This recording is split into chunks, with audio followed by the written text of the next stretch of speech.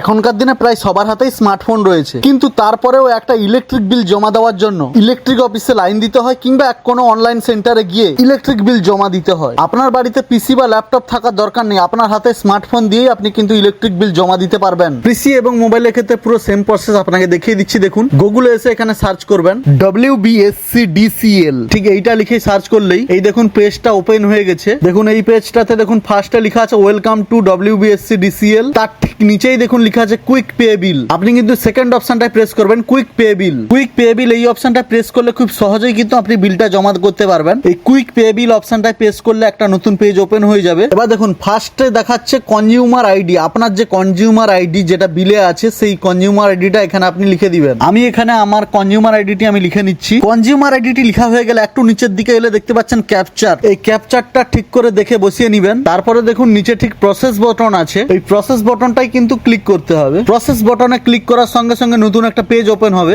ভিডিওতে যেমন দেখতে পাচ্ছেন ফার্স্ট দেখাবে আপনার কনজিউমার আইডি, তার ঠিক নিচে লেখা থাকবে আপনার নাম, তার ঠিক পর নিচেই লেখা থাকবে আপনার মেল আইডি, তারপর লেখা থাকবে আপনার ফোন নাম্বার। ভিডিওতে যেরকম দেখছেন ঠিক এরকম একটা পেজ কিন্তু ওপেন হবে। শেষে ডান দিকে নিচে দেখুন লেখা আছে ভিউ আনপেড বিল। এই ভিউ আনপেড বিল এই অপশনটায় ক্লিক করলে কিন্তু আপনার টোটাল ইলেকট্রিক বিল কত এসছে, কোন মাসের কত টাকা পুরো দেখিয়ে দিচ্ছে। বাম দিকে যে চেক বক্স গুলো আছে, যেহেতু আমাদের 3 মাসের করে বিল আসে, যদি আপনি 3 মাসের পেমেন্ট করতে চান তাহলে বাম দিকে একদম 3টে চেক বক্সে ক্লিক করে নেক্সট করবেন। যদি আপনি 1 মাস করে পেমেন্ট করবেন তাহলে যে কোনো একদম ফার্স্টের উপরের একদম চেক বক্সে ক্লিক করে নেক্সট করবেন আপনার ইচ্ছা অনুযায়ী।